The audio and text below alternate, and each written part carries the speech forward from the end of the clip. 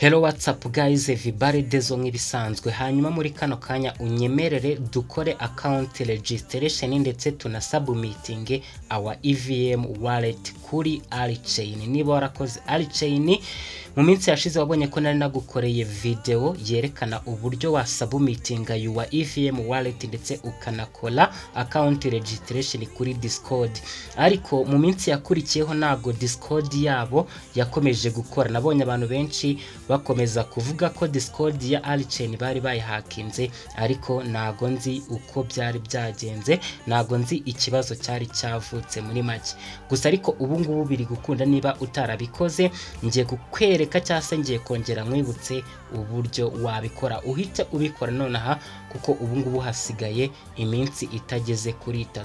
Hanyuma ikintu uri buze gukora cya mbere, uraza kuza kuri Alichain, ufungure Alichain yawe, uze hano kuri testnet. Numara gukora kuri testnet urategerezaho gato witonze. Hanyuma nkuko nari mbivuze ni hasigaye iminsi itageze kuri 3. Uri kubona ko hasigaye iminsi 2 n'amasaha 16. Uraza hano kuri submit your task proof. Hanyuma ikintu uri bukore, uraza hano ushyiremo your EVM wallet address. Navuze ko ushobora gukoresha Trust Wallet cyangwa se MetaMask.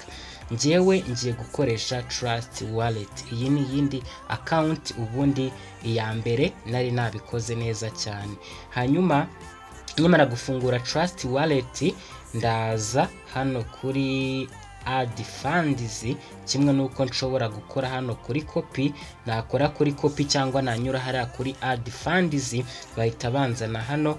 Hanyuma nkaza hano kuri Ethereum, nkakora copy y'iyi Ethereum wallet address. Nkahita ngaruka hano kuri Alichain, nkahita nkoramo hano, nkakora kuri paste. Hanyuma hano bakansaba Discord handle cyangwa Discord username. Ngewe Discord username yanjye ni Eridad.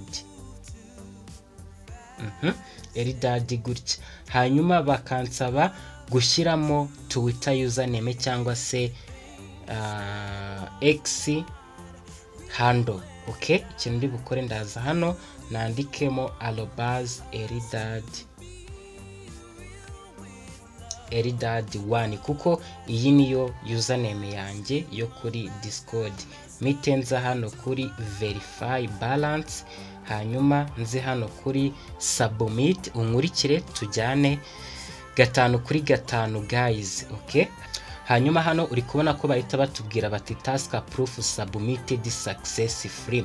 To complete your proof submission, please enter the same information as wallet address, Discord handle and Twitter handle kuri Discord account yacu tumaze gutangira username. Hanyuma ikintu turi bukore nukuza tugafungura Discord. Nubundi nari nabiberetse, uretse ko hano kuri Discord ya Alichain nyine ntabwo yari iri gukora.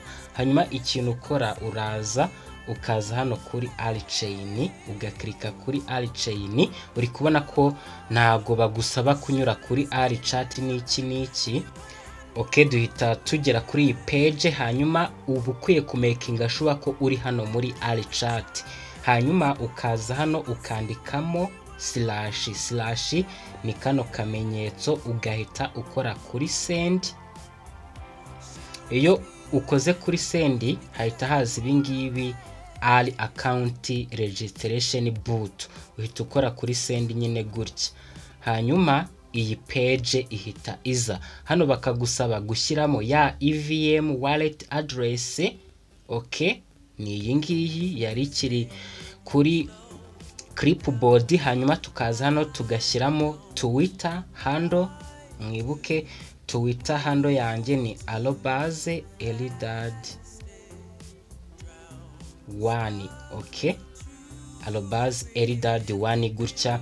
Hanyuma tugahita tuza hano tugashyiramo Alichain wallet address. Turaza hano tuze kuri go home, tuze hano ku turongo 3, tuze hano kuri copy, duhite tuza submitting our Alichain wallet address. Hanyuma ni ibingibi bari kutubwira ngo this form will be submitted.